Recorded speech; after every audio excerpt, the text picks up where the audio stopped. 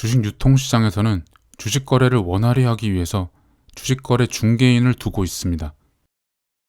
하지만 중개인을 두는 것만으로 충분할까요? 거래에 관련된 문제는 여기서 그치지 않고 중개인을 둘러싼 구조에서도 파생될 수 있습니다. 중개인을 둘러싼 이 거래 구조를 한번 자세히 살펴보죠.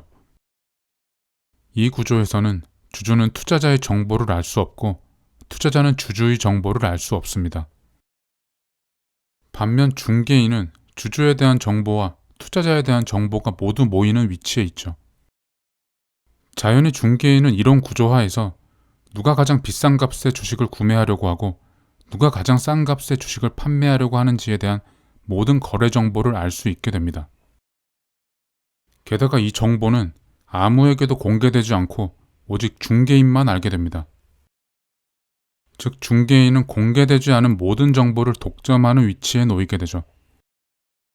문제는 바로 이 지점에서 발생합니다. 만약 가장 싸게 주식을 판매하는 주주에게서 주식을 매입해서 가장 비싸게 구매하려는 투자자에게 판매했을 때 남는 시세 차익이 중개 수수료보다 크다면 어떻게 될까요? 물론 중개인이라면 판매자와 구매자의 거래를 성사시켜주고 중개 수수료를 받는 중개인의 본업에 충실해야 할 것입니다. 하지만 시세 차익이 크면 클수록 매매 유혹을 중개인이 뿌리치기란 쉽지 않을 것입니다. 중개인이 매수자로 가정해 일단 최저가의 이 주식을 당장 매수한 다음 가장 비싸게 구매하려는 사람에게 최고가에 팔아버리는 것이죠.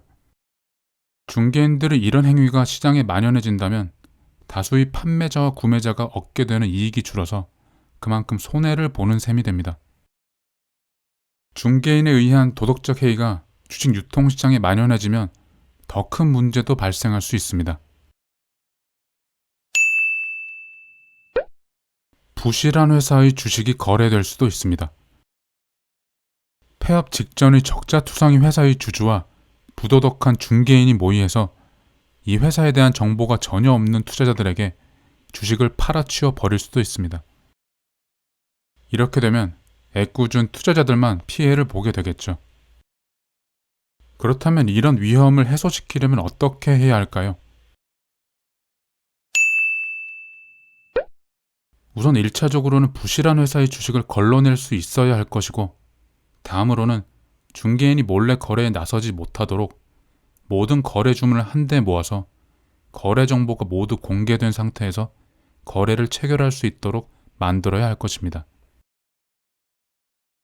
그래서 주식시장에는 이 일을 처리해줄 증권거래소라는 기관이 필요합니다. 우리나라에서는 한국거래소라는 기관이 그 역할을 담당합니다. 한국거래소는 주식이 주식 유통시장에서 거래되기 전에 심사를 거쳐서 주식이 거래되기에 적합한 회사와 주식이 거래되기에 부적합한 회사를 먼저 선별합니다. 한국거래소는 단순히 회사 심사만 하는 것이 아닙니다. 한국거래소는 거래 과정의 공정성을 보장할 수 있는 거래 구조도 만들어 놓았습니다. 한국거래소는 일단 중개인을 통해서 주식 거래를 주선하는 방식을 택하고 있습니다. 그래서 주주와 투자자는 한국거래소가 아니라 중개인을 통해서만 주식 거래 주문을 일단 넣을 수 있습니다. 다만 한국거래소는 중개인을 통해서 주식을 사고 파는 주문을 1차적으로 접수받되 거래 체결은 한국거래소에서 하도록 설계해 놓았습니다. 즉 중개인은 주주와 투자자로부터 받은 모든 주문을 일단 한국거래소로 보내야 합니다. 이렇게 모든 거래 주문을 받은 한국거래소는 모든 거래 주문 정보를 주식 유통시장에 모두 공개합니다. 주주들은 각각 얼마의 가격에 몇 주를 판매하려고 하는 것인지, 투자자들은 각각 얼마의 가격에 몇 주를 구매하려고 하는 것인지 등 모든 정보를 주식 유통시장에 참여한 모두에게 공개하는 것입니다. 이러한 거래 구조로 주식 거래 과정은 투명하게 됩니다. 모든 주문은 이렇게 모두 공개된 다음에 한국거래소 규정에 명시되어 있는 주문 체결 원칙에 따라서 체결됩니다. 한국거래소는 이런 거래 구조를 만들어서 애초에 중개인이 주문 체결에 일체 관여할 수 없게 만든 것입니다. 대신 한국거래소는 주식거래 중개인 회원 제도를 마련해서 허가를 받은 중개사들만 주식거래를 중개할 수 있는 독점적 지위를 중개인들에게 보장해주고 있습니다. 여기에 한국거래소는 자회사 코스콤을 통해서 주식 중개인이 전산상으로도 주식 거래를 중개할 수 있도록 전산 시스템을 구축해 놓았습니다. 즉 중개인들로 하여금 본업인 중개업에 전념할 수 있도록 만든 것입니다. 이런 구조화에서 중개인이 창출할 수 있는 수익은 주식 매매 수익이 아닌 중개 수수료 수익이 됩니다. 중개인은 자연스레 주주와 투자자들을 많이 모아 거래를 주선하는 방향으로 역량을 집중하게 됩니다.